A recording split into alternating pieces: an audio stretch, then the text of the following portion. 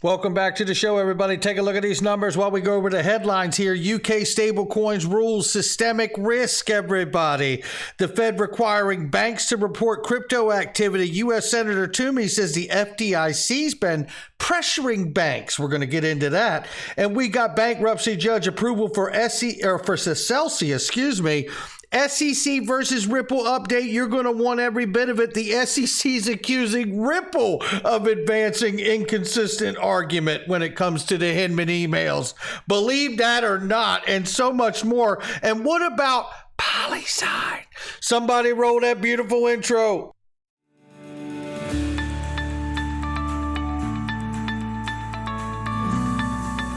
Digital Perspectives with Brad Kimes. Come on in.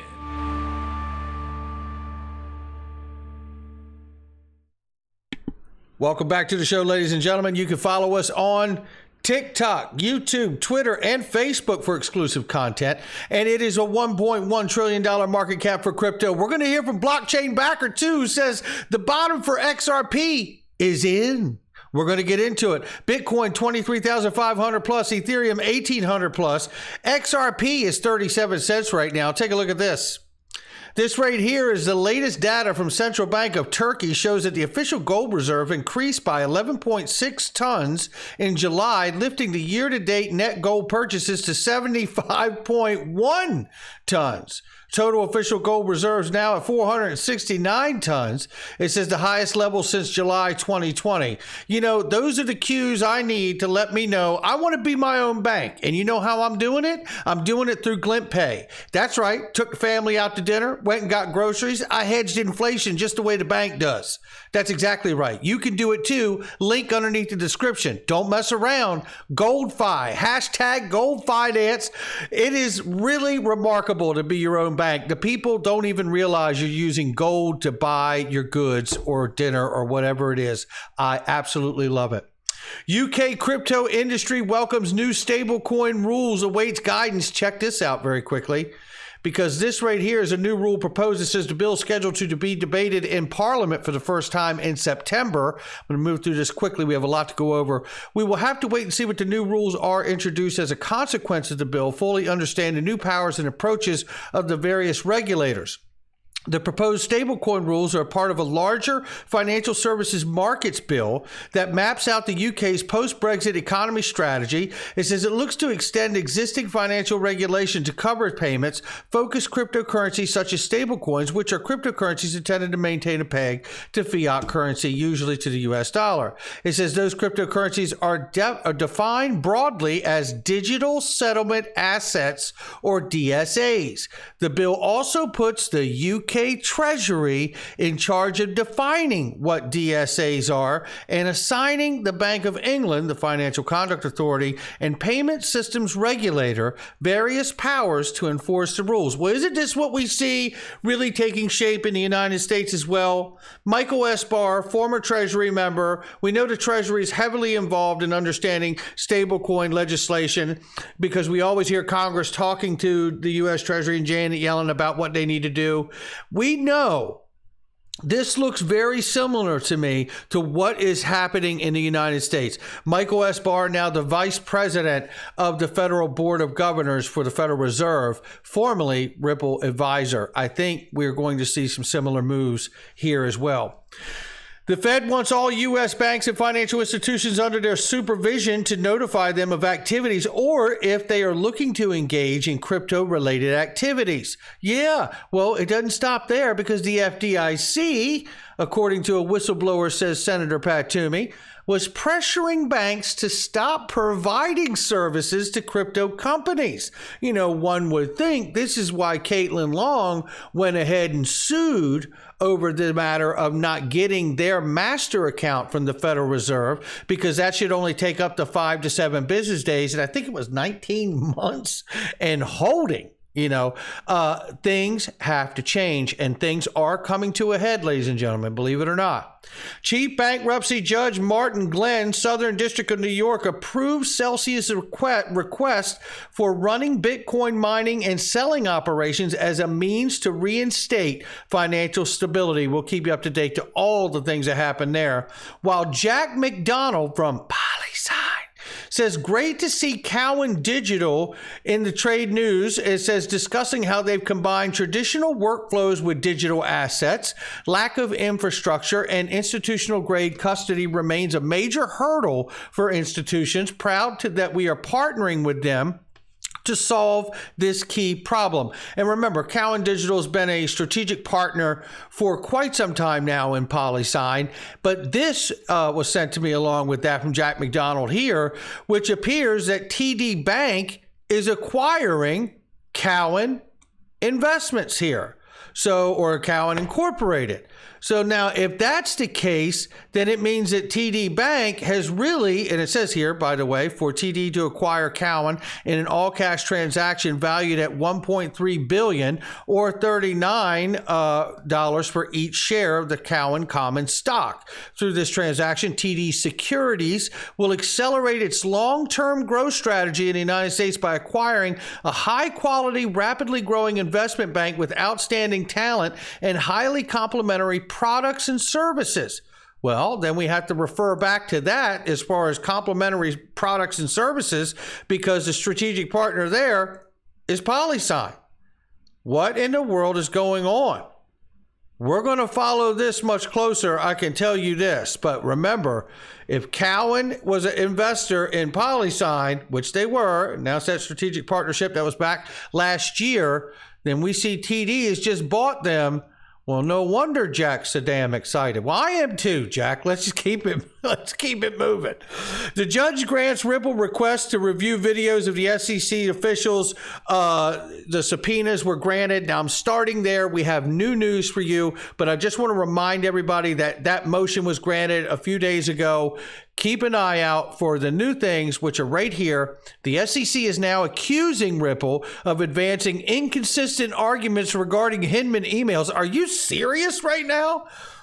They're accusing Ripple? I mean, I think we're going to hear, it's been 4 different positions that the SEC has taken when it comes to defending these emails. And I think after today, I have to refer to a legal analyst like Deaton or Hogan or somebody, because I think it may be up to 5 now. Oh my goodness. So it says here, in the recent reply brief from the SEC, which we're about to get into, the SEC defended its objections to the recent court's orders compelling it to produce the draft emails of the Ethereum speech that was given back in 2018 by former top official William Hinman. The SEC continues to insist that the speech draft have no relevance to the claims in the case. Well, then why did they cough them up?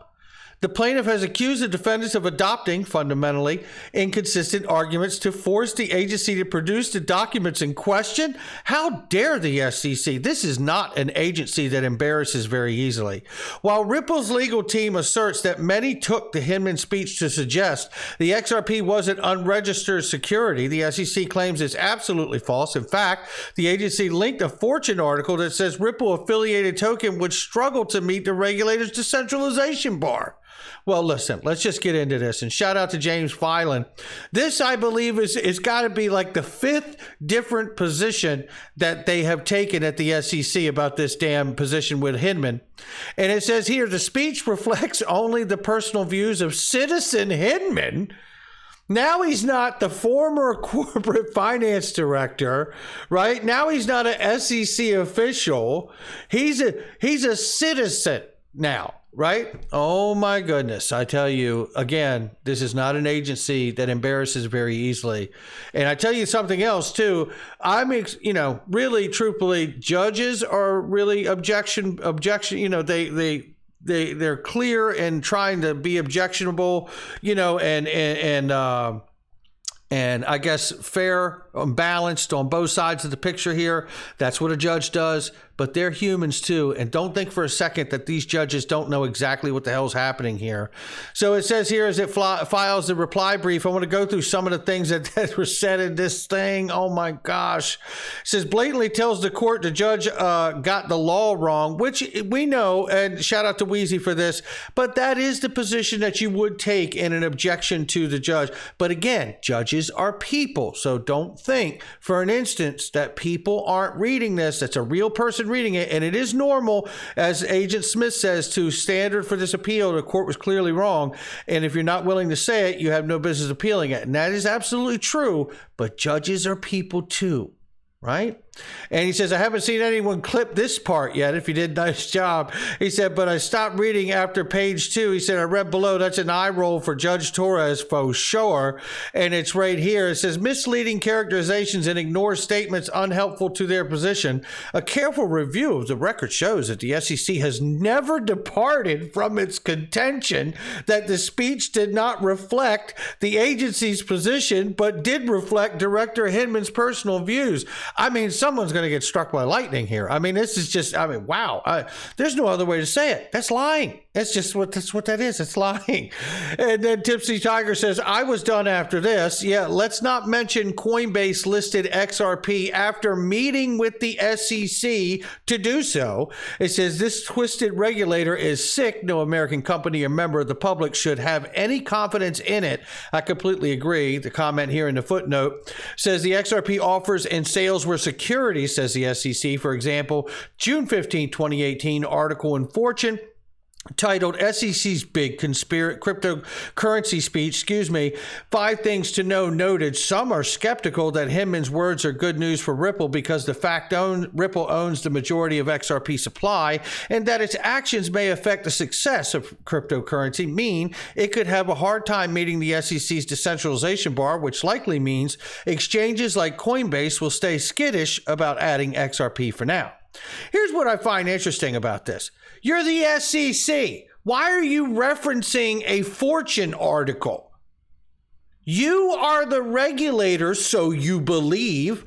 So what in the hell are you referencing a Fortune article for? You should have been referencing your own actions that were taken before you waited 8 years. And to add to the matter here, he says, this Bill Belisario says here, despite its prominence in the Hinman speech as a conceptual excuse to give Ethereum a free pass, it is noticeable that the word decentralization does not mean, or does not appear, at all in the SEC's amended complaint against Ripple. And that's absolutely true, because I looked for it and it ain't there. The XRP offers and sales were securities, which we went over. You know, this is ridiculous. Again, referencing Fortune, like Fortune's delivering the news for the SEC now. We shouldn't have known because the SEC was silent. We should have known because Fortune was guessing that it might be a problem. Oh, my goodness. Oh, boy. You know, Ashley Prosper grabs the one that's really going to send you over the top here. I tell you, brace yourself. The SEC claims it is ready to hand over. It is ready to hand over the Hinman emails to Judge Torres for in-camera review if she orders it. It says, at the court's direction, the SEC stands ready to provide for in-camera review the entire set of speech drafts, the speech drafts reviewed by magistrate judge or any other subset. Well, I tell you, the question here by Twain is, what if, hear me out, Ashley, maybe the emails aren't so bad. Twain, if they weren't so bad, why not give them up? Why not give them up? The reality is, I believe Ashley's got it right here. Alternatively, they could realize their game with these emails is over, and that's why they now refer to the former director Hinman as Citizen Hinman, attempting to put as much distance between him and the SEC as possible before the emails are revealed.